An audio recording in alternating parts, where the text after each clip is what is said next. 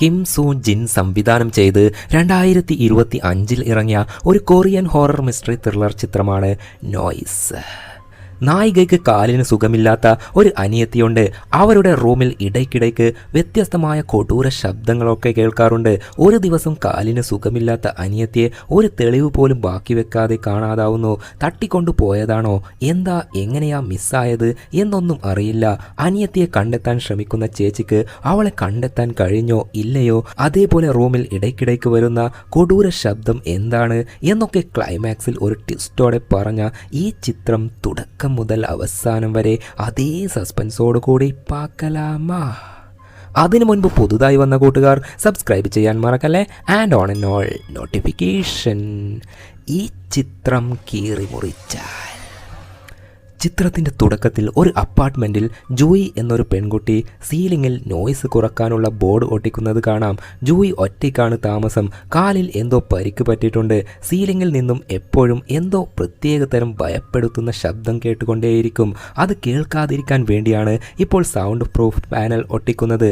അതേപോലെ voice record ആവാനുള്ള മൈക്കൊക്കെ വെച്ച് ക്യാമറ ഒക്കെ വെച്ച് വെയിറ്റ് ചെയ്തെങ്കിലും ഇപ്പോൾ ഒരു വോയിസും വന്നില്ല. മിറർ വഴി സ്വന്തം മുഖം ഒരുമാതിരി കുറുകുറുവെന്ന് നോക്കി നിൽക്കെ പെട്ടെന്നൊരു ശബ്ദം. ആരോ പല്ല് കറുമുറോന്ന് കടിച്ച് ഉരക്കുന്ന പോലത്തെ ശബ്ദം. അന്നേരം തന്നെ ഒരു ഫോൺ കോൾ അറ്റൻഡ് ചെയ്തപ്പോൾ എന്തോ ഒരു ഭയപ്പെടുത്തുന്ന വോയിസ് മാത്രം കേൾക്കാം. ടി വി ആണെങ്കിൽ സിഗ്നൽ പോകുന്ന പോലെ സ്റ്റക്ക് ആവുകയാണ്. ടി വി ഓഫ് ചെയ്യാൻ നോക്കുമ്പോൾ കറൻറ്റും പോയി. മുകളിൽ സൗണ്ട് പ്രൂഫ് പാനൽ ഒട്ടിച്ചു വെച്ചിട്ടുണ്ടെങ്കിലും ആരോ അങ്ങോട്ടും ഇങ്ങോട്ടും ഓടുന്ന പോലത്തെ നോയ്സ് കേൾക്കാൻ തുടങ്ങി. ആകെ അവൾ ഭയന്ന് ക്യാമറയും എടുത്ത് പോകാൻ നോക്കുമ്പോൾ ആ ക്യാമറയിൽ ദേ ഒരു പ്രേതം. അത് നോക്കി നിൽക്കെ ദൂരെ ദേ പ്രേതം നിന്നിട്ട് പല്ല് സ്വയം കറുമുറുവെന്ന് കടിച്ച് ശബ്ദം ഉണ്ടാക്കുന്നു. ആ ഭയപ്പെടുത്തുന്ന ശബ്ദം കേട്ട് ജൂയി ഭയന്ന് നിൽക്കുകയാണ്. കഥ ഇനിയാണ് ആരംഭിക്കുന്നത്. ഇപ്പോൾ ഒരു ഫാക്ടറി കാണാം. കുറേ വർക്കേഴ്സ് പണിയോട് പണി തന്നെ. എന്നാൽ ചെവി പൊട്ടുന്ന പോലത്തെ ശബ്ദമാണ് അവിടെയുള്ളത്. അതിനാൽ എല്ലാവരും ചെവിയിൽ ഒരു കുന്ത്രാണ്ടം വെച്ചിട്ടുണ്ട്. എന്നാൽ ഒരുത്തി മാത്രം ചെവിയിൽ ഒന്നും വെച്ചിട്ടില്ല. കാരണം അവൾക്ക് ചെവി കേൾക്കില്ല, കേൾവി ശക്തി കുറവാണ്. ഇവളാണ് നായിക. പേര് ജുയോങ്. തുടക്കത്തിൽ കണ്ട ജൂയിയുടെ ചേച്ചിയാണിവൾ. ഒരു വർക്കർ വന്ന് ഏയ് ജുയോങ്, നിനക്ക് ഒരു ഫോൺ കോൾ എന്ന് പറഞ്ഞെങ്കിലും അവൾക്ക് മനസ്സിലാക്കാൻ പറ്റിയില്ല. വായ തുറന്ന് പറ എന്ന് പറഞ്ഞപ്പോൾ അവൻ വാ തുറന്ന് സംസാരിച്ചപ്പോൾ കാര്യം മനസ്സിലായി. കേൾവി കുറവുള്ള അവളുടെ ചെവിയിൽ വോയിസ് കേൾക്കാൻ സഹായിക്കുന്ന ഒരു ഉപകരണം ഉണ്ട്. അത് ചെവിയിൽ ഫിറ്റ് ചെയ്തപ്പോഴാണ് അവിടെയുള്ള നോയ്സ് ഒക്കെ കേൾക്കാൻ തുടങ്ങിയത്. നേരെ പോയി ഫോണിൽ ആരാണെന്ന് നോക്കിയാൽ അത് ഇവളുടെ സിസ്റ്റർ ജൂയി വർക്ക് ചെയ്യുന്ന കമ്പനിയിലെ മാനേജർ ആയിരുന്നു. ജൂയിയെ 4 ദിവസം ആയിട്ട് കാണാനില്ലല്ലോ. പറയാതെ അവൾ ലീവ് എടുത്ത് എവിടെയാ പോയത്, നിന്റെ അടുത്തുണ്ടോ എന്നൊക്കെ മാനേജർ ചോദിച്ചെങ്കിലും ഇല്ല സർ, ഞങ്ങൾ എല്ലാ ദിവസവും കാണാറില്ല. ഞാൻ അവളുടെ അപ്പാർട്ട്മെൻറ്റിൽ പോയിട്ട് അവൾക്ക് എന്ത് പറ്റി എന്ന് നോക്കിയിട്ട് സാറിനെ വിളിച്ച് പറയാം എന്ന് പറഞ്ഞ് കോൾ കട്ട് ചെയ്ത് ജൂയോങ് നേരെ ജൂയി താമസിക്കുന്ന അപ്പാർട്ട്മെൻറ്റിൽ പോയി നോക്കുമ്പോൾ റൂമിൻ്റെ ഡോറിൽ എന്നോട് ക്ഷമിക്കണേ, എനിക്ക് ഇതിനപ്പുറം ജീവിക്കാൻ കഴിയില്ല എന്ന് എഴുതി വച്ചിട്ടുണ്ട്. അതൊക്കെ നോക്കി ഡോർ തുറന്ന് അകത്തേക്ക് പോയപ്പോൾ റൂം ആകെ വൃത്തികേടായിട്ടുണ്ട്. ധരിച്ച വസ്ത്രവും കഴിച്ച ഫുഡിൻ്റെ വേസ്റ്റൊക്കെ വിതറിക്കിടക്കുന്നു. അതേപോലെ ജൂലിയെ കാണാനുമില്ല. ഇവളിതെവിടെ പോയി എന്നറിയാൻ കോൾ ചെയ്യാൻ ട്രൈ ചെയ്തെങ്കിലും കോൾ പോകുന്നില്ല. ഒരു ഫ്ലാഷ് ബാക്ക്. ഒരിക്കൽ ജുയോങ്ങും ജൂയിയും ഇതേ അപ്പാർട്ട്മെൻറ്റിലാണ് താമസിച്ചിരുന്നത്. അന്ന് ജൂയിക്ക് സീലിങ്ങിൽ നിന്നും വരുന്ന നോയ്സ്, ആ ശബ്ദം കേൾക്കുമ്പോൾ സഹിക്കവയ്യാതെ ഒരു വടിയെടുത്ത് സീലിങ്ങിലേക്ക് അടിക്കുന്നത് കണ്ട് നിനക്ക് എന്താടി നട്ടപ്പിരാന്തായോ എന്ന് ചോദിച്ച് ജുയോങ് തടയാൻ നോക്കുമ്പോൾ ചേച്ചിക്ക് ആ ശബ്ദം കേൾക്കുന്നില്ലേ, അവർ വേണം എന്ന് കരുതി തന്നെ ആ ശബ്ദം ഉണ്ടാക്കുന്നത്. നമ്മളെ മനസ്സമാധാനത്തോടെ ജീവിക്കാൻ അവർ സമ്മതിക്കില്ല. അത് കേട്ട് അവരോ അതാരാ, എന്ത് ശബ്ദമാ കേട്ടത്, എനിക്കൊന്നും കേട്ടില്ലല്ലോ, ചേച്ചി മിണ്ടാതെ നിൽക്ക്, ഇപ്പോൾ കേൾക്കും. അത് കേട്ട് രണ്ടുപേരും സൈലൻ്റായി നിൽക്കുമ്പോൾ പെട്ടെന്ന് ജൂയിക്ക് മാത്രം എന്തോ ശബ്ദം കേട്ട പോലെ വീണ്ടും സീലിങ്ങിലേക്ക് കുത്താൻ തുടങ്ങി. അത് തടഞ്ഞിട്ട് എടി എനിക്കൊരു ശബ്ദവും കേട്ടില്ലല്ലോ, നിനക്കെന്താ വട്ടായോ എന്ന് ജുയോങ് ചോദിക്കുമ്പോൾ അത് ശരി, ആരും എന്നെ വിശ്വസിക്കേണ്ട എന്ന് പറഞ്ഞ് ജൂയി പിണങ്ങി റൂമിലേക്ക് പോവുകയാണ്. ആ ഫ്ലാഷ് ബാക്കിൽ നിന്ന് മുന്നോട്ട് വന്നാൽ ജൂയോങ് നേരെ ജൂയി വർക്ക് ചെയ്യുന്ന കമ്പനിയിൽ പോയിട്ട് ഒരു പയ്യനെ കണ്ട് ജൂയിയെക്കുറിച്ച് ചോദിക്കുമ്പോൾ എനിക്ക് അവൾ എവിടെയാ ഉള്ളതെന്ന് അറിയില്ല, എന്നാൽ അവൾക്ക് കോൾ ചെയ്യുമ്പോൾ ഒക്കെ എന്തോ ശബ്ദം കേൾക്കുന്നു, പേടിയാവുന്നു എന്നൊക്കെ പറയുമായിരുന്നു. വേറെ ഒന്നും അറിയില്ല എന്നവൻ പറയുകയാണ്. ശരി, ഇനി അവളെക്കുറിച്ച് എന്തെങ്കിലും അറിഞ്ഞാൽ എന്നെ അറിയിക്കണേ എന്ന് പറഞ്ഞ് അവന് നമ്പർ കൊടുത്ത് ജൂയോങ് നേരെ വീണ്ടും ജൂയിയുടെ അപ്പാർട്ട്മെൻറ്റിൽ പോയി നോക്കുമ്പോൾ ജൂയിയുടെ ഹാൻഡ് ബാഗും മൊബൈൽ ഫോണും അവിടെയുണ്ട്. ഫോണിൽ ആണെങ്കിൽ ചാർജില്ല. ഇതെടുക്കാതെ അവൾ എവിടെ പോയതായിരിക്കും? ഫോൺ ചാർജ് ചെയ്യാം എന്ന് കരുതി താഴെയുള്ള ചാർജർ എടുക്കാൻ നോക്കുമ്പോൾ ഒരു അഴുകിയ കാഴ്ച, അതായത് പലകയിൽ വെള്ളം കൊണ്ട് വികൃതമായ പോലെയുണ്ട്. പെട്ടെന്ന് ഡോറിൽ ആരോ ഇടിക്കുന്ന ശബ്ദം, അതേപോലെ സീലിംഗിൽ നിന്നും ആരോ അങ്ങോട്ടും ഇങ്ങോട്ടും ഓടുന്ന പോലെ കേൾക്കാനും തുടങ്ങി. അന്നേരം ഒരു ഫോൺ കോൾ അറ്റൻഡ് ചെയ്തപ്പോൾ ഒരു പയ്യൻ ഡോർ തുറക്ക് എന്ന് പറയുകയാണ്. നീ ആരാ എന്ന് ചോദിച്ചപ്പോൾ അവൻ ഒന്നും പറയുന്നില്ല. മെല്ലെ പോയി ഡോർ കുറച്ച് ഓപ്പൺ ചെയ്തപ്പോൾ ഒരു പയ്യൻ ഗൗരവത്തിൽ നിന്നിട്ടുണ്ട്. നിങ്ങൾ ആരാ? ജുയുവിൻ്റെ ചേച്ചിയാണോ? അതെ, അവളെ നിനക്ക് അറിയോ? ഞാൻ താഴെ റൂമിലാണ് താമസിക്കുന്നത്. രാത്രിയാവുമ്പോൾ ഈ റൂമിൽ നിന്നും ശബ്ദം കേൾക്കാൻ തുടങ്ങും. എനിക്ക് മര്യാദയ്ക്ക് ഉറങ്ങാനും പറ്റുന്നില്ല. ദയവ് ചെയ്ത് ഇനി ശബ്ദം ഉണ്ടാക്കല്ലേ പ്ലീസ്. എന്ത് ശബ്ദം? അതിന് ജൂയി ഈ വീട്ടിൽ ഇല്ലല്ലോ, പിന്നെ എങ്ങനെയാ ശബ്ദം വരുന്നത്? അത് കേട്ട് എടേ മര്യാദയ്ക്ക് ഡോർ അടച്ച് ശബ്ദം ഉണ്ടാക്കാതെ ഇരിക്ക്, ഇല്ലെങ്കിൽ നിന്റെ വായ ഞാൻ വലിച്ചു കീറും, മനസ്സിലായോ എന്ന് പറഞ്ഞ് ഭീഷണിപ്പെടുത്തി ആ ബഗിഡൻ അവിടെ നിന്ന് പോവുകയും ചെയ്തു. ജുയുങ് ആണെങ്കിൽ റൂമിൽ ജൂയിയുടെ ഫോൺ ചാർജ് ചെയ്ത് ഓപ്പൺ ചെയ്യാൻ നോക്കുമ്പോൾ പാസ്വേഡ് ലോക്കാണ്. നമ്പർ ടൈപ്പ് ചെയ്ത് ട്രൈ ചെയ്തെങ്കിലും പാസ്വേഡ് കണ്ടെത്താൻ കഴിഞ്ഞില്ല. അവിടെ ഇവരുടെ അച്ഛൻ്റെയും അമ്മയുടെയും ഫോട്ടോ ഒട്ടിച്ചു വെച്ചിട്ടുണ്ട്. ആക്സിഡന്റിൽ മരിച്ചതാണ്. അങ്ങനെയായിരിക്കും ജുയോങ്ങിൻ്റെ കേൾവി ശക്തിയും പോയത്. അങ്ങനെ പിറ്റേ ദിവസം അപ്പാർട്ട്മെന്റിലെ സെക്യൂരിറ്റിയോട് ജൂയിയുടെ കാര്യം ചോദിക്കുമ്പോൾ അവളെ കുറച്ച് ദിവസം ആയിട്ട് ഇവിടെ കാണാനേ ഇല്ലല്ലോ എന്ന് പറയുകയാണ്. ശരി, അവൾ എന്തെങ്കിലും പറയാറുണ്ടായിരുന്നോ? അതേലോ, ഇടയ്ക്കിടയ്ക്ക് വന്ന് എന്തോ നോയ്സ്, ഒരു ശബ്ദം കേൾക്കാറുണ്ട് എന്നൊക്കെ പറയാറുണ്ടായി. പിന്നെ ആ താഴെ റൂമിലുള്ള പയ്യൻ റൂമിലേക്ക് വന്ന് വിരട്ടിയിട്ട് പോയി. എനിക്ക് അവന്റെ മേൽ സംശയമുണ്ട്. അവനോ? അതൊരു വേട്ടാവളിയൻ ആണ്. പേടിക്കേണ്ട, ഒന്നും ചെയ്യില്ല. പേടിക്കേണ്ട വിഷയം ഉള്ളത് നിന്റെ സിസ്റ്ററിന്റെ അടുത്താണ്. റൂമിൽ എന്തോ ശബ്ദമുണ്ട്, അത് കണ്ടുപിടിക്കണം എന്നും പറഞ്ഞ് അലഞ്ഞു തിരിഞ്ഞ് അപ്പാർട്ട്മെന്റിൽ ചുറ്റി നടക്കുമായിരുന്നു. ചുറ്റി ശക്തിമാനെ പോലെ എവിടേക്ക് പറന്നുപോയി എന്നറിയില്ല. പിന്നീട് അവളെ ആരും കണ്ടില്ല. അവൾ താമസിക്കുന്ന റൂം നമ്പർ 604 അല്ലേ? ആ റൂമിൽ ഒരു പ്രശ്നമുണ്ട് എന്ന് പറഞ്ഞ് അത് പറയാൻ നോക്കുമ്പോൾ പെട്ടെന്ന് ഒരു ലേഡി വന്ന്, ഏയ് സെക്യൂരിറ്റി, പെട്ടെന്ന് വാ, ബേസ്മെന്റിൽ നിന്നും എന്തോ സ്മെല്ല് വരുന്നുണ്ട്. അത് കേട്ട് അവർ പോയി നോക്കുമ്പോൾ അവിടെ ഒരുപാട് വേസ്റ്റ് കൂട്ടിയിട്ടിരിക്കുന്നു. അത് കണ്ട് ആ ലേഡി മൂക്ക് പൊത്തിപ്പിടിച്ച്, അത് ശരി, ഇവിടെ നിന്നായിരുന്നോ ഇത്രയും നാൾ വൃത്തികെട്ട നാറ്റം വന്നത്? ഇതെന്താ ക്ലീൻ ചെയ്യാത്തത് എന്നൊക്കെ സെക്യൂരിറ്റിയെ പറയുമ്പോൾ അവിടേക്ക് അപ്പാർട്ട്മെന്റിന്റെ ഓണർ ലേഡി വന്നിട്ട്, എന്താ ഇത്ര അധികാരത്തോടെ സംസാരിക്കുന്നത്? നീ തരുന്ന വെറും 5000 വെച്ച് ഇതൊക്കെ ക്ലീൻ ചെയ്യാൻ പറ്റുമോ? മൊത്തം ക്ലീൻ ചെയ്യണമെങ്കിൽ $10,000 എങ്കിലും വേണം. നീ ഓണർ ആയിരുന്നെങ്കിൽ ഒരുപാട് വേസ്റ്റ് കളയുമായിരുന്നോ? നിന്നെപ്പോലെ ഇവിടെ വാടകയ്ക്ക് താമസിക്കുന്നവർ ഉണ്ടാക്കിയ വേസ്റ്റാണിത്. മൂക്ക് പൊത്തിയതുപോലെ വായയും പൊത്തി ഇവിടുന്ന് പോയിക്കോ എന്നൊക്കെ ഓണർ ലേഡി പറഞ്ഞത് കേട്ട് ആ ലേഡി അവിടുന്ന് പോവുകയും ചെയ്തു. ശേഷം ജുയോങ് വീണ്ടും സെക്യൂരിറ്റിയോട്, അതെ, ഈ 604 നമ്പർ റൂമിൽ എന്തോ പ്രശ്നം ഉണ്ടെന്ന് പറഞ്ഞിരുന്നില്ലേ, അത് എന്താ എന്ന് ചോദിക്കുമ്പോൾ ഓണർ ലേഡി ആണെങ്കിൽ നിങ്ങളെന്താ പോവാത്തെ എന്ന് ചോദിച്ചതും പെട്ടെന്ന് ഭയത്തോടെ സെക്യൂരിറ്റി അവിടുന്ന് പോവുകയും ചെയ്തു. അതിനുശേഷം ജുയോങ് ജോലി ചെയ്യുന്ന കമ്പനിയിൽ പോയപ്പോൾ ജുയോങ് അവിടുത്തെ സൂപ്പർവൈസർ ആണെന്ന് തോന്നുന്നു. മാനേജർ അവളെ വഴക്ക് പറയാൻ തുടങ്ങി. എടി, നിനക്ക് കേൾവി ശക്തി കുറവായോണ്ടാ പാവം എന്ന് കരുതി ഈ ജോലി തന്നത്. ഇതെന്താ ഒരു ആത്മാർത്ഥത ഇല്ലാതെ നിനക്ക് തോന്നുമ്പോൾ ലീവ് എടുക്കുന്നത്? അത് സർ, എൻ്റെ സിസ്റ്ററിനെ കാണാനില്ല, അവളെ അന്വേഷിക്കാൻ വേണ്ടിയാ ലീവ് എടുത്തത്. ശരി, അതൊക്കെ നിന്റെ പേഴ്സണൽ കാര്യം. ഇനി ഇതേപോലെ ലീവ് എടുത്താൽ നിനക്ക് ഈ ജോലി നഷ്ടമാവും എന്ന് വാണിംഗ് കൊടുക്കുകയാണ്. ജുയോങ്ങിന്റെ കയ്യിൽ ഒരു ആപ്പ് ഉണ്ട്. അത് വെച്ച് മാനേജർ സംസാരിക്കുന്നത് റെക്കോർഡായി എഴുതി കാണിക്കും. അങ്ങനെയാണ് അവൾ മനസ്സിലാക്കിയ റിപ്ലൈ കൊടുക്കുന്നത്.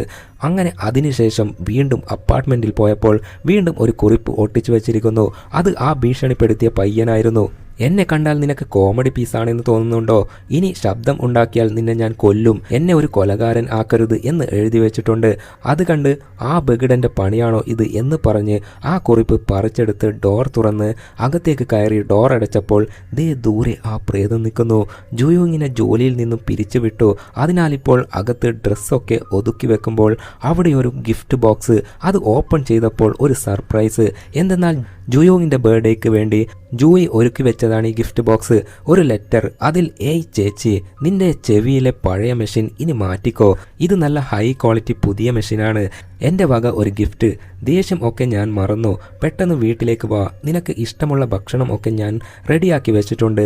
കേക്ക് വരെ വാങ്ങി വെച്ചിട്ടുണ്ട്. അങ്ങനെ അതൊക്കെ കണ്ടപ്പോൾ ജുയോങ്ങിന് ജൂയിയെ ഒരുപാട് മിസ് ചെയ്യുകയാണ്. ആ കേക്കിൽ 10ാം മാസം 10ാം തീയതി എന്ന് എഴുതിയിട്ടുണ്ട്. ആ നമ്പർ ഇനി പാസ്വേഡ് ആക്കിയിട്ടുണ്ടാവുമോ എന്നൊരു ചിന്തയിൽ ജൂയിയുടെ ഫോൺ എടുത്ത് ടൈപ്പ് ചെയ്തപ്പോൾ ഫോൺ ഓപ്പണായി. ജൂയിക്ക് ഓഡിയോ റെക്കോർഡ് ചെയ്യുന്ന ഒരു ശീലമുണ്ട്. ഓരോന്നും ചെക്ക് ചെയ്ത് നോക്കുമ്പോൾ ഒരു ഓഡിയോയിൽ അയ്യോ എനിക്ക് ഈ ശബ്ദം സഹിക്കാൻ പറ്റുന്നില്ല, പ്ലീസ് സൈലൻ്റായി നിൽക്ക് എന്നൊക്കെ കരഞ്ഞുകൊണ്ട് പറഞ്ഞ് റെക്കോർഡ് ചെയ്തിരുന്നു. മറ്റൊരു ഓഡിയോയിൽ അനിയത്തിയുടെ മാത്രമല്ല കൊടൂരാത്മാക്കൾ സംസാരിക്കുന്ന വോയിസ് ഒക്കെ റെക്കോർഡായിട്ടുണ്ട്. എന്നാൽ എന്താ സംസാരിക്കുന്നത് എന്ന് ജുയോങ്ങിന് മനസ്സിലായില്ല. അങ്ങനെ കുളിച്ച ശേഷം കിടന്നുറങ്ങാൻ പോകുമ്പോൾ ഒരു ഫോൺ കോൾ. അത് ഇവളുടെ സിസ്റ്റർ ജൂയി ആയിരുന്നു. ചേച്ചി ഞാൻ പുറത്തുണ്ട്, പെട്ടെന്ന് ഡോർ തുറക്ക് എന്ന് പറഞ്ഞതും ജുയോങ് ഓടിപ്പോയി ധൃതിയിൽ ഡോർ തുറന്നുകൊണ്ടിരിക്കെ പെട്ടെന്നൊരു സംശയം. ആ സംശയത്തോടെ ഡോറിലുള്ള ലെൻസ് വഴി പുറത്തേക്ക് നോക്കുമ്പോൾ അനിയത്തിക്ക് പകരം കാണുന്നത് ഒരു കരിഞ്ഞ പ്രേതത്തിൻ്റെ കണ്ണാണ്. ആകെ ഭയന്ന് ആരാ നിങ്ങൾ, ആരാ എന്നൊക്കെ ചോദിക്കുമ്പോൾ നഖം കൊണ്ട് ഡോറിൽ മാന്തുന്ന ശബ്ദവും പല്ലുകൊണ്ട് പല്ലിൽ കടിച്ചു ഉരക്കുന്ന ശബ്ദവും ഡോറിൽ ആഞ്ഞു കുത്തുന്ന ശബ്ദവും കേൾക്കാൻ തുടങ്ങി. അതൊക്കെ കേട്ട് പിറ്റേ ദിവസം രാവിലെ ഞെട്ടി ഉണരുകയാണ്. സ്വപ്നം ആണോ റിയൽ ആണോ എന്നറിയാൻ പറ്റാത്ത അവസ്ഥ. അതേപോലെ ഒരിക്കൽ ജൂയിയുടെ കമ്പനിയിൽ പോയിട്ട് ഒരുത്തനോട് കാര്യങ്ങൾ അന്വേഷിച്ചിരുന്നില്ലേ, അവൻ്റെ പേര് കിഹോൻ. അവൻ ഇപ്പോൾ ഇവിടേക്ക് വന്നിരിക്കുകയാണ്. എടാ നിനക്കും എൻ്റെ അനിയത്തിക്കും എന്താ ബന്ധം, ലവറാണോ? അയ്യോ അങ്ങനെ ഒന്നുമില്ല, പക്ഷെ നമ്മൾ ഡേറ്റിംഗ് ചെയ്യാൻ പ്ലാൻ ഇട്ടിരുന്നു എന്നൊക്കെ അവൻ പറഞ്ഞുകൊണ്ടിരിക്കെ അനിയത്തിയുടെ അതായത് ജൂയിയുടെ ഫോണിലേക്ക് ഒരു കോൾ വരികയാണ്. ഇന്നലെ പാസ്വേഡ് വെച്ച് ഫോൺ ഓപ്പൺ ചെയ്തപ്പോൾ റീസെൻ്റായിട്ട് ജൂയി കോൾ ചെയ്തവർക്കൊക്കെ ജൂയി കോൾ ചെയ്തിരുന്നു. നട്ടപ്പാതിരക്ക് ആയതിനാൽ അന്നേരം ആരും അറ്റൻഡ് ചെയ്തിരുന്നില്ല. ഇപ്പോൾ അതിലൊരു റിട്ടേൺ കോൾ വന്നിരിക്കുന്നു. നിങ്ങൾ ആരാ, എൻ്റെ അനിയത്തിക്കും നിങ്ങൾക്കും എന്താ എന്ന് ചോദിക്കുമ്പോൾ ആ സീൻ അവിടെ കട്ട് ചെയ്താൽ ഇപ്പോൾ അപ്പാർട്ട്മെൻറ്റ് വിറ്റ ബ്രോക്കർ ലേഡിയെ കാണാം. ഇവൾക്കാണ് ജൂയി കോൾ ചെയ്തിരുന്നത്. എന്തിനാ നിങ്ങളെ എൻ്റെ സിസ്റ്റർ വിളിച്ചത് എന്ന് ചോദിക്കുമ്പോൾ അത് പിന്നെ അവളുടെ റൂമിൽ നിന്നും എന്തൊക്കെയോ ശബ്ദങ്ങൾ കേൾക്കുന്നുണ്ട്, അതേപോലെ ഒരു പ്രേതത്തെ കണ്ടു എന്നും പിന്നെ ഒരു അഴുകിയ ഡെഡ് ബോഡി കണ്ടു എന്നൊക്കെ അവൾ എന്നോട് പറഞ്ഞു. എന്നിട്ട് ഒരു ചോദ്യം, 604 എന്ന അവളുടെ റൂമിൽ ആരെങ്കിലും ആത്മഹത്യ ചെയ്തിട്ടുണ്ടോ എന്ന്. യഥാർത്ഥത്തിൽ ആ റൂമിൽ ഒരു ആത്മഹത്യ നടന്നിട്ടുണ്ട്. അതൊക്കെ കേട്ട ജുയോങ് ആ റൂമിൽ ഇരുന്ന് ഭക്ഷണം കഴിക്കുമ്പോൾ ഡെഡ് ബോഡി തൂങ്ങിക്കിടക്കുന്ന പോലെ സങ്കല്പിച്ച് നേരെ ആ അപ്പാർട്ട്മെൻറ്റിലേക്ക്, കൂടെ കിഹോനും ഉണ്ട്. അവിടെ എത്തിയപ്പോൾ വീണ്ടും ഒരു കുറിപ്പ്. അതിൽ എടി നിന്നെ കൊല്ലാതെ വിടില്ല, ഇനി ഒരു തവണ ശബ്ദം കേട്ടാൽ നിന്റെ കഥ ഞാൻ കഴിക്കും. അത് കണ്ട് ഇത് അവൻ്റെ പണിയാ, താഴെ റൂമിലെ ആ സൈക്കോ പയ്യൻ, എന്നാൽ ഞാൻ അവനെ തട്ടിയിട്ട് വരാം. ഏയ് അത് വേണ്ട എന്ന് പറഞ്ഞ് അവർ അകത്തേക്ക് കയറുകയും കിഹൂൻ ആണെങ്കിൽ ജൂയി മിസ്സിംഗ് ആണെന്ന് ഒരു പോസ്റ്റർ ക്രിയേറ്റ് ചെയ്യുകയാണ്. ജുയോങ് ആണെങ്കിൽ പോലീസിൽ ആദ്യമേ കംപ്ലൈൻറ്റ് കൊടുത്തിരുന്നു.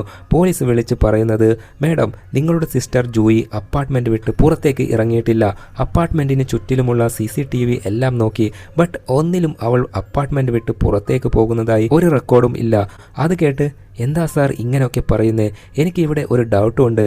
താഴെ 504 നമ്പർ റൂമിലെ ഒരു സൈക്കോ പയ്യനെ എനിക്ക് സംശയമുണ്ട്. അവൻ ഇടയ്ക്കിടയ്ക്ക് റൂമിൻ്റെ ഡോറിൽ ശബ്ദം ഉണ്ടാക്കല്ലേ എന്ന് പറഞ്ഞ് എഴുതി വെക്കുന്നുണ്ട്. ഇന്നും അതേപോലെ ഇനി ശബ്ദമുണ്ടാക്കിയാൽ കൊല്ലും എന്നൊക്കെ എഴുതിയിട്ടുണ്ട്. ഇനി അവൻ തന്നെ ആയിരിക്കില്ല ജൂയിയെ എന്തെങ്കിലും ചെയ്തിട്ടുണ്ടാവുക.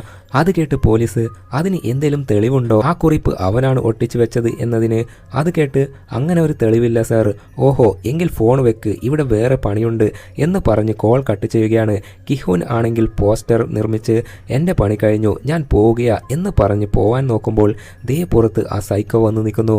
ജുയോങ് ആണെങ്കിൽ വേണ്ട ഡോർ തുറക്കേണ്ട എന്ന് പറഞ്ഞെങ്കിലും നീ പേടിക്കണ്ട, അവൻ്റെ കാര്യത്തിൽ ഇന്ന് ഞാൻ തീരുമാനം ഉണ്ടാക്കാം എന്ന് പറഞ്ഞ് ഡോർ തുറന്നതും സൈക്കോ ആണെങ്കിൽ എവിടെ അവളെവിടെ, നീ അവളുടെ ആരാ എന്നൊക്കെ ചോദിക്കുകയാണ്. ഞാൻ ആരായാലും നിനക്കെന്താ, എനിക്കൊന്നുമില്ല, പക്ഷേ മോനെ ഞാൻ അവസാനമായി പറയുകയാ, ഇനി ഒരു തവണ ശബ്ദം കേട്ടാൽ എല്ലാത്തിനെയും ഞാൻ കൊന്ന് കാലാപുരിക്ക് അയക്കും, മനസ്സിലായോ എന്ന് പറഞ്ഞ് സൈക്കോ അവിടുന്ന് പോവുകയും ചെയ്തു. ഇനി അവൻ വരില്ല പേടിക്കണ്ട എന്ന് ജുഹോൻ പറഞ്ഞെങ്കിലും യഥാർത്ഥത്തിൽ സൈക്കോ കയ്യിൽ കത്തിയുമായാണ് വന്നത്. കിഹോൻ ഉള്ളത് കൊണ്ടായിരിക്കാം സൈക്കോ ഒന്നും ചെയ്യാൻ നിൽക്കാതെ പോയത്. അങ്ങനെ മിസ്സിംഗ് പോസ്റ്റർ എല്ലാം പ്രിന്റ് ചെയ്ത് എടുത്ത് ജുയോങ് രാത്രി തന്നെ ഭിത്തിയിൽ ഓട്ടിക്കാൻ പുറത്തിറങ്ങിയപ്പോൾ ഒരു കുട്ടിപ്പയ്യൻ കുത്തിയിരുന്ന് അപ്പാർട്ട്മെന്റിന്റെ ബേസ്മെന്റിലേക്ക് തന്നെ നോക്കുന്നത് കണ്ട് നീ എന്താടാ ഇങ്ങനെ കുറുകുറുന്ന് നോക്കുന്നേ എന്ന് ചോദിക്കുമ്പോൾ അവൻ ഒന്നും പറയാതെ അവിടുന്ന് ഓടിപ്പോവുകയാണ്. ഇവൻ ഇവിടെ എന്താ നോക്കിയത് എന്നൊരു കൗതുകത്തോടെ പോയി ഫ്ലാഷ് ലൈറ്റ് അടിച്ച് നോക്കി നിൽക്കെ പെട്ടെന്ന് പുറകിൽ കിം എന്നൊരു ലേഡി വന്ന് വിളിച്ച് നീ എന്താ ഇവിടെ ചെയ്യുന്നേ? ഏയ് ഒന്നുമില്ല എന്നവൾ പറയുകയാണ്. അങ്ങനെ അവർ അവിടെ ഇരുന്ന് സംസാരിക്കുമ്പോൾ ജുയോങ് തൻ്റെ സിസ്റ്ററെ കാണാതായ കാര്യം ഒക്കെ പറഞ്ഞ് വിഷമിക്കുമ്പോൾ, നീ വിഷമിക്കേണ്ട, ഇവിടെ ഒരു അസോസിയേഷൻ മീറ്റിംഗ് നടക്കാറുണ്ട്, അതിൽ നിന്റെ കാര്യം സംസാരിക്കാം, അവർ അതിന് പരിഹാരം കണ്ടെത്തും എന്നൊക്കെ പറയുമ്പോൾ ഇപ്പോൾ ജുയോങ്ങിന് അവിടെ ഒരു കുട്ടിപ്പെണ്ണ് ഊഞ്ഞാലാടുന്നത് കാണുകയാണ്. ശരി, ഞാൻ പോകുന്നു എന്ന് പറഞ്ഞ് കിം അവിടുന്ന് പോവുകയും അവൾ പോയ ശേഷം തിരിഞ്ഞു നോക്കുമ്പോൾ ആ കുട്ടിപ്പെണ്ണിനെ കാണാനില്ല. അങ്ങനെ അതിനുശേഷം ജുയോങ് ഫേസ് വാഷ് ചെയ്യാൻ പോകുമ്പോൾ വാഷ് ബേസിന്റെ പൈപ്പിലൂടെ ജുയോണിന്റെ വോയിസ് കേൾക്കാൻ തുടങ്ങി. അന്നേരം എടി നീ എവിടെയാ, നിനക്കെന്താ പറ്റിയത് എന്ന് ചോദിച്ചെങ്കിലും മറുപടി വന്നില്ല. ചിലപ്പോൾ തോന്നിയതായിരിക്കാം എന്ന് കരുതി നേരെ ഹാളിൽ പോയപ്പോൾ ഡോർ ലോക്ക് തുറന്ന് ആരോ വരുന്ന പോലെയുണ്ട്. അത് അനിയത്തി ജൂയി ആയിരുന്നു.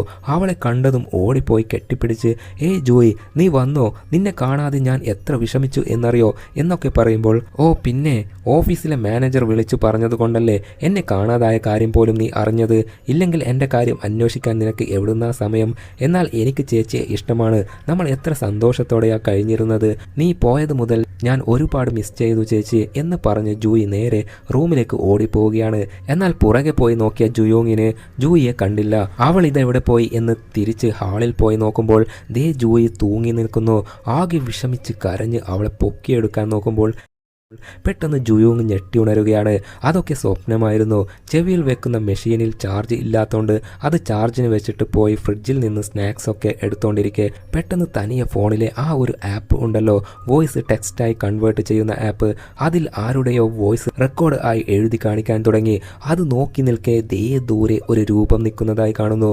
ദൂരെ ഉണ്ടായിരുന്ന രൂപം മെല്ലെ മെല്ലെ അടുത്തേക്ക് എത്തി ഭയപ്പെടുത്തുമ്പോൾ ജുയോങ് അവിടുന്ന് എസ്കേപ്പായി പോകാൻ ഡോർ ഓപ്പൺ ചെയ്യാൻ നോക്കും. പെട്ടെന്ന് ആരോ ഡോറിൽ ആഞ്ഞൊരു ഇടി. ആരാണെന്ന് നോക്കിയാൽ അത് ആ സൈക്കോ പയ്യൻ ആയിരുന്നു. കയ്യിൽ കത്തിയുമായി വന്ന് ഡോർ തുറക്കടി എന്നും പറഞ്ഞ് ഇടിക്കാൻ തുടങ്ങി. ആകെ ഭയന്നവൾ മറ്റേ വശത്ത് നോക്കുമ്പോൾ പ്രേതത്തെ കാണാനില്ല. ഒരു കത്തിയും പിടിച്ചു പോയി നോക്കിയെങ്കിലും അവിടെ ഒന്നും തന്നെ ഇല്ല. മെയിൻ ഡോറിന്റെ അടുത്ത് സൈക്കോയെയും കാണാനില്ല. അവൻ തിരിച്ച് അവന്റെ റൂമിലേക്ക് പോയിക്കൊണ്ടിരിക്കെ അവന് വീണ്ടും ജുയോങ് ഉള്ള റൂമിൽ നിന്നും ശബ്ദം കേൾക്കാൻ തുടങ്ങി. കലിപ്പിലായ സൈക്കോ, നിന്നെ കൊല്ലാതെ വിടില്ലടി എന്നും പറഞ്ഞ് കത്തിയുമായി വീണ്ടും ജുയോങ്ങിന്റെ അടുത്തേക്ക് റൂമിലേക്ക് പോയിക്കൊണ്ടിരിക്കെ അടുത്ത് എത്തിയപ്പോൾ ശബ്ദം കേൾക്കുന്നത് നിന്നു. എന്നാൽ ദേ അവിടെ പ്രേതം നിൽക്കുന്നു. അത് നോക്കി നിൽക്കെ പെട്ടെന്ന് അവൻ്റെ കാത് പൊട്ടുന്ന പോലത്തെ ഒരു ശബ്ദം. ഒരല്പനേരം സൈലൻ്റായി നിൽക്കുമ്പോൾ പെട്ടെന്ന് പ്രേതം അവൻ്റെ മുന്നിലേക്ക് വന്ന് ഭയപ്പെടുത്തിയതും ഞെട്ടലോടെ അലറി ഓടുന്നതിനിടയിൽ ആ അപ്പാർട്ട്മെൻറ്റിൽ നിന്നും താഴേക്ക് വീണ് മരിച്ചു പോവുകയും ചെയ്തു.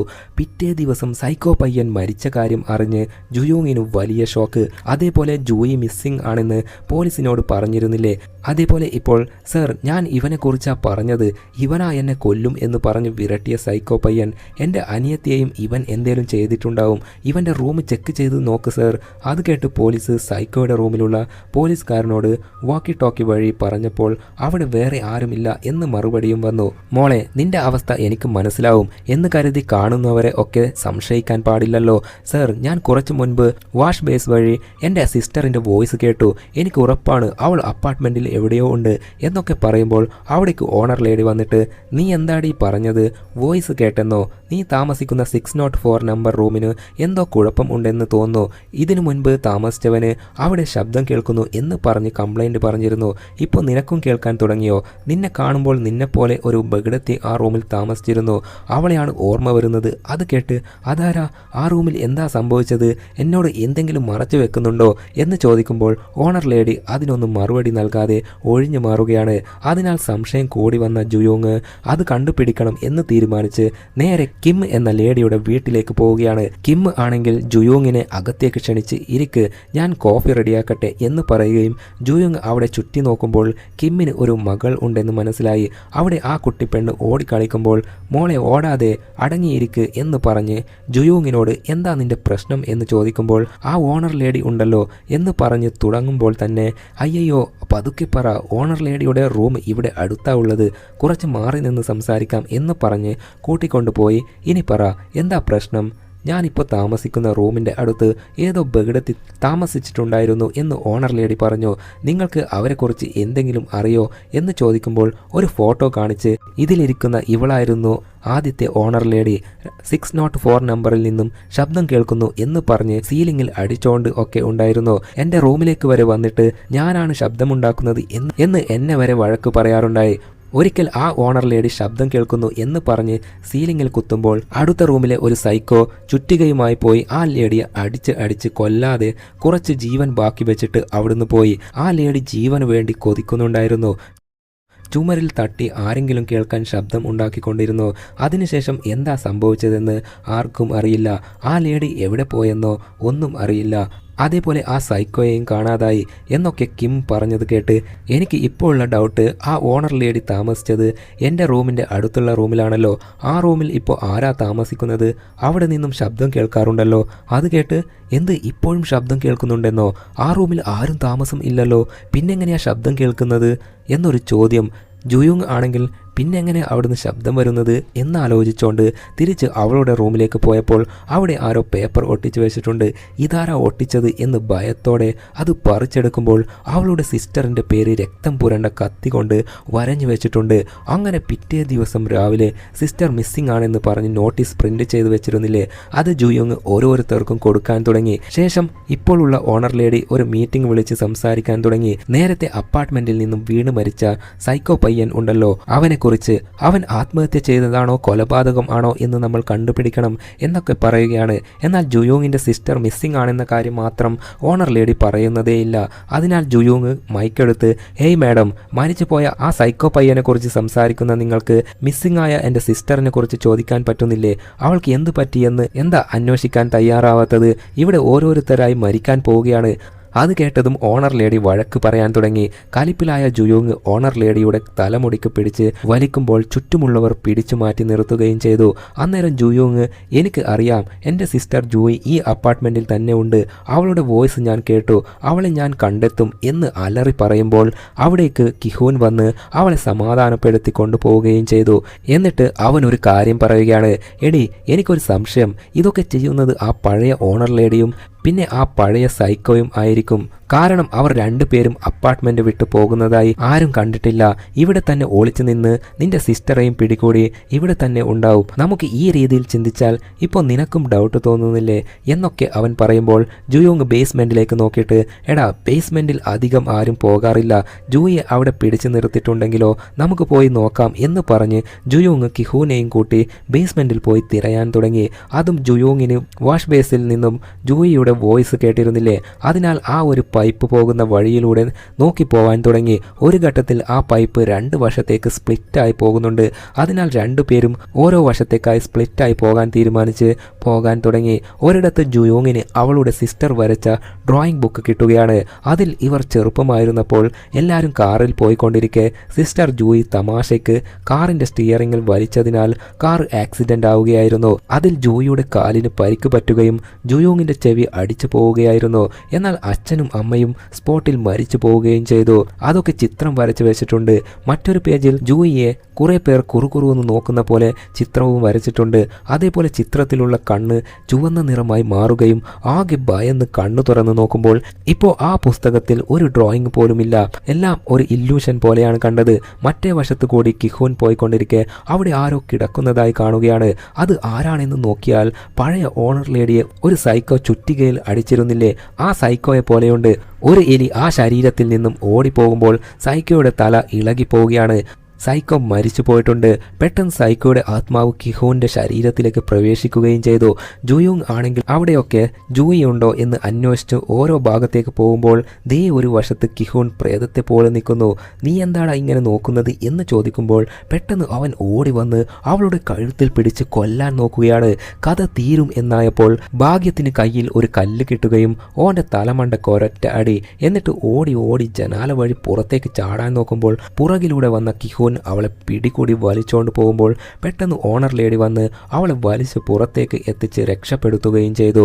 പിറ്റേ ദിവസം ജുയോങ് ഉള്ളത് ഓണർ ലേഡിയുടെ ഓഫീസിലാണ്. ഒരു സീനിൽ ഒരു കുട്ടിപ്പയ്യനെ കണ്ടിരുന്നില്ലേ, അവൻ ഓണർ ലേഡിയുടെ മകനാണ്. എടാ ഇങ്ങോട്ട് വാടാ എന്ന് പറഞ്ഞ് വിളിച്ചെങ്കിലും അവൻ ഒരു മൈൻഡ് പോലും ചെയ്തില്ല.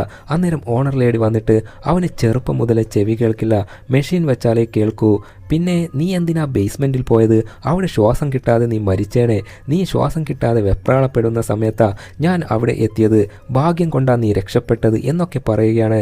അതേ മേഡം, എൻ്റെ കൂടെ കിഹൂൻ ഉണ്ടായിരുന്നല്ലോ, അവൻ എവിടെ പോയി എന്ന് ചോദിക്കുമ്പോൾ അവനെ കാണാനില്ല, പേടിക്കേണ്ട, പോലീസിൽ പറഞ്ഞിട്ടുണ്ട്, പോലീസ് വന്ന് മൊത്തം അന്വേഷിച്ച് കണ്ടുപിടിക്കും എന്ന് പറയുകയാണ്. അത് കേട്ടപ്പോൾ ഞാൻ ഓണർ ലേഡിയെ സംശയിച്ചു. ഓണർ ലേഡി പാവം ആയിരുന്നു അല്ലേ, എൻ്റെ ജീവൻ വരെ രക്ഷിച്ചു, എല്ലാത്തിനും നന്ദി മേഡം എന്ന് പറഞ്ഞ്, അതെ മേഡം, എനിക്ക് നിങ്ങളുടെ മകനെയും കിം എന്ന ലേഡിയുടെ മകളെയും മാത്രമേ ഈ അപ്പാർട്ട്മെൻറ്റിൽ കണ്ടിട്ടുള്ളൂ, വേറെ കുട്ടികൾ ആരും ഇല്ലേ. അത് കേട്ടപ്പോൾ ഓണർ ലേഡിക്ക് ഒരു ഷോക്ക്. എന്ത്, കിമ്മിൻ്റെ മകളോ? അതിന് അവൾ ഒരു വാൻ ആക്സിഡൻറ്റിൽ മരിച്ചിട്ട് പല വർഷങ്ങളായല്ലോ. അത് കേട്ടപ്പോഴാണ് കിം ഇപ്പോൾ മകളുടെ ആത്മാവിൻ്റെ കൂടെയാണ് ജീവിക്കുന്നത് എന്ന് മനസ്സിലായത്. ഇപ്പോൾ ഓണർ ലേഡിയുടെ മകൻ വന്നിട്ട് ജുയൂങ്ങിൻ്റെ ചെവിയിലെ മെഷീൻ എടുത്തിട്ട് ഇത് ചെവിയിൽ വെക്കാൻ പാടില്ല എന്ന് പറയുകയാണ്. എന്തേ എന്ന് ചോദിക്കുമ്പോൾ ഇത് വെച്ചാലാണ് പ്രേതത്തിൻ്റെ കൊടൂരമായ ശബ്ദങ്ങൾ ഒക്കെ കേൾക്കാൻ പറ്റുന്നത്. ഓഹോ, അപ്പോൾ നിനക്കും ആ ശബ്ദം കേൾക്കാൻ പറ്റുന്നുണ്ടോ എന്ന് ചോദിച്ചപ്പോൾ ചേച്ചി അങ്ങോട്ട് പോകരുത്, അത് നിങ്ങളെ കൊല്ലും എന്ന് മാത്രം പറഞ്ഞിട്ട് അവൻ ആ മെഷീൻ കൊടുത്തിട്ട് അവിടുന്ന് ഓടിപ്പോവുകയാണ്.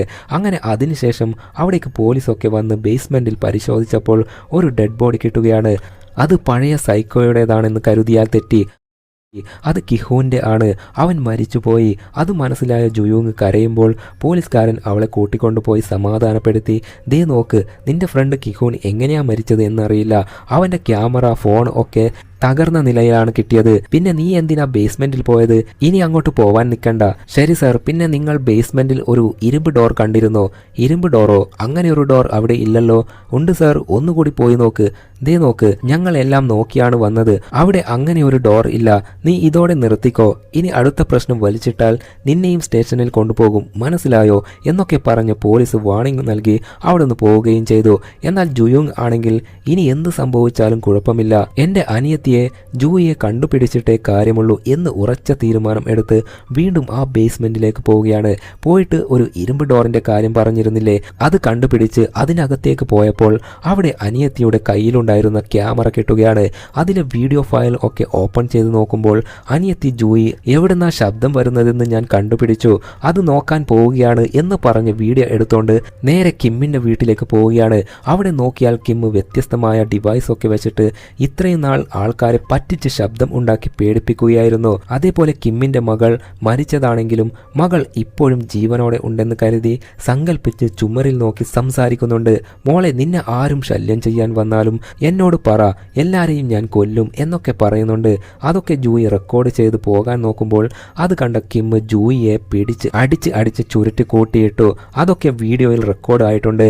അതൊക്കെ ഇപ്പോൾ ജുയൂങ് കണ്ടു കഴിഞ്ഞ് അവൾക്ക് ഒന്നും സംഭവിച്ചു കാണില്ല, ജൂയിയെ എങ്ങനെയെങ്കിലും കണ്ടുപിടിക്കണം എന്ന് പറഞ്ഞ് അന്വേഷിക്കാൻ തുടങ്ങി. അങ്ങനെ അന്വേഷിച്ച് ഒരു ഘട്ടത്തിൽ ജൂയിയെ കണ്ടുപിടിക്കുകയും ചെയ്തു. അവളെ ആരോ ടോർച്ചർ ചെയ്തിട്ടുണ്ട്. ഓടിപ്പോയി അവളെ കെട്ടിപ്പിടിച്ച്, മോളെ നിനക്ക് എന്താ പറ്റിയത്, വാ എത്രയും പെട്ടെന്ന് ഇവിടുന്ന് രക്ഷപ്പെടാം, നിന്നെ ഇനി ആരും ഒന്നും ചെയ്യില്ല എന്നൊക്കെ പറഞ്ഞ് ജൂയിയെ കൂട്ടി രക്ഷപ്പെട്ടു പോകാൻ നോക്കുമ്പോൾ കൃത്യം അവിടേക്ക് കിം വന്ന് നിൽക്കുകയാണ്. കിമ്മിനെ കണ്ട് കലിപ്പിൽ, അത് ശരി, എല്ലാത്തിനും കാരണം നീയാണല്ലേ, എന്തിനാ ഇതൊക്കെ ചെയ്തത്, നിന്റെ മരിച്ചു പോയ മകൾക്ക് വേണ്ടിയാണോ എന്ന് ചോദിക്കുമ്പോൾ, എന്ത്, എൻ്റെ മകൾ മരിച്ചെന്നോ? അവൾ മരിച്ചിട്ടില്ല, മരിച്ചിരുന്നെങ്കിൽ നീ വീട്ടിൽ വന്നപ്പോൾ അവളെ എങ്ങനെ നീ കണ്ടു, മരിക്കാൻ പോകുന്നത് നീയാണ് എന്ന് പറഞ്ഞ് കിം കൊല്ലാനായി ഓടി വരുമ്പോൾ ഒരു വിധത്തിൽ മുന്നിലുള്ള ഡോർ അടച്ച് ലോക്ക് ചെയ്ത് ജൂയിയെ ഒരു സ്ഥലത്ത് ഒളിപ്പിച്ച് നിർത്തിയിട്ട് ജുയൂങ് നേരെ കിമ്മിൻ്റെ അടുത്തേക്ക് പോയി നിന്ന് രണ്ടുപേരും പൊരിഞ്ഞ ഫൈറ്റ്. അതിൽ കിം ജുയൂങ്ങിനെ കൊല്ലാനായ അവസ്ഥയിലാക്കിയിട്ടുണ്ട്. അതിനിടയിൽ ഇതൊക്കെ എന്തിനാ ചെയ്യുന്നേ, എന്തിനാ മറ്റുള്ളവരെ കൊല്ലുന്നത് എന്ന് ജുയൂങ് ചോദിക്കുമ്പോൾ ഇപ്പോഴാണ് കിം ഒരു ഫ്ലാഷ് ബാക്ക് പറയുന്നത്.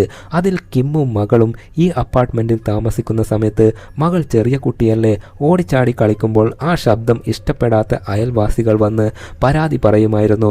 അതിനാൽ മകളെ കളിക്കാൻ പുറത്തേക്ക് കൊണ്ടുപോകുമായിരുന്നു. അങ്ങനെ ഒരു ദിവസം പുറത്ത് കളിച്ചുകൊണ്ടിരിക്കുമ്പോൾ ഒരു വാൻ വന്ന് ഇടിച്ച് മകൾ മരിച്ചു പോവുകയും ചെയ്തു. മകൾ റൂമിൽ തന്നെ കളിച്ചിരുന്നെങ്കിൽ അവൾ മരിക്കില്ലായിരുന്നു. കുട്ടി കളിക്കുന്ന ശബ്ദം പോലും അവിടുത്തെ റൂമിലുള്ളവർക്ക് ശല്യമായി തോന്നി. എന്തൊരു മനുഷ്യർ, എൻ്റെ മകൾ മരിക്കാൻ കാരണം ഈ അപ്പാർട്ട്മെൻറ്റിൽ ഉള്ളവരാണ്, അതിനാലാണ് ഞാൻ മനഃപൂർവ്വം ശബ്ദം ഉണ്ടാക്കുന്ന ഒരുപാട് ഡിവൈസ് വെച്ചത്. അത് ആ ശബ്ദം കേൾക്കുമ്പോൾ ആർക്കൊക്കെ ദേഷ്യം വരുന്നോ അവരെയൊക്കെ ഞാൻ കൊല്ലും, കുറേ പേരെ കൊന്നു, ഇതാണ് എൻ്റെ മകൾക്ക് വേണ്ടിയുള്ള എൻ്റെ പ്രതികാരം. അതിനാലാണ് നിൻ്റെ സിസ്റ്ററെ ജൂയിയെ പോലും ഞാൻ കൊന്നത്, ഇനി നിന്നെയും കൊല്ലും. എന്ത്, എൻ്റെ ജൂയിയെ ജൂയിയെ നീ കൊന്നെന്നോ? ഞാൻ അവളെ എൻ്റെ കണ്ണുകൊണ്ട് കണ്ടല്ലോ എന്ന് പറയുമ്പോൾ കിം ഒന്നും പറയാതെ നിൽക്കുകയാണ്. അന്നേരം എനിക്ക് അറിയാം ഇവിടുത്തെ ആ പഴയ ഓണർ ലേഡിയെ നിങ്ങളാണ് കൊന്നത് എന്ന്. ആക്ച്വലി ആ ഓണർ ലേഡിയെ സൈക്കോ ചുറ്റിക വെച്ച് അടിച്ചിട്ടുണ്ടെങ്കിലും ജീവൻ പോയിരുന്നില്ല. എന്നാൽ തൻ്റെ മകൾ ശബ്ദം ഉണ്ടാക്കുമ്പോൾ ഓണർ ലേഡി കംപ്ലൈൻറ്റ് പറയുമായിരുന്നു. അതുകൊണ്ട് മകൾ മരിക്കാൻ ഓണർ ലേഡി കാരണക്കാരി ആണെന്ന് പറഞ്ഞ് ഓണർ ലേഡിയെ കിം വീണ്ടും ചുറ്റിക വെച്ച് അടിച്ചു കൊല്ലുകയായിരുന്നു.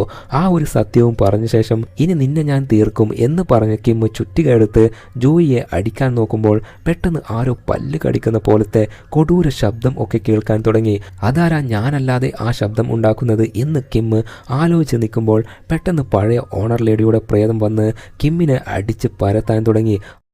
അത് കണ്ട് ഭയന്ന ജുയോങ് രക്ഷപ്പെട്ട് പോകാൻ നോക്കുമ്പോൾ ഡോർ ലോക്ക് ചെയ്യാൻ നോക്കുമ്പോൾ കിം കാല് വെച്ച് തടഞ്ഞു നിർത്തിയെങ്കിലും ഒരു വിധത്തിൽ ഡോർ അടച്ച് അവിടുന്ന് എസ്കേപ്പായി ജൂയിയെ ഒളിപ്പിച്ചു നിർത്തിയ സ്ഥലം ഉണ്ടല്ലോ അങ്ങോട്ട് പോയി നോക്കിയെങ്കിലും ജൂയിയെ കാണാനില്ല.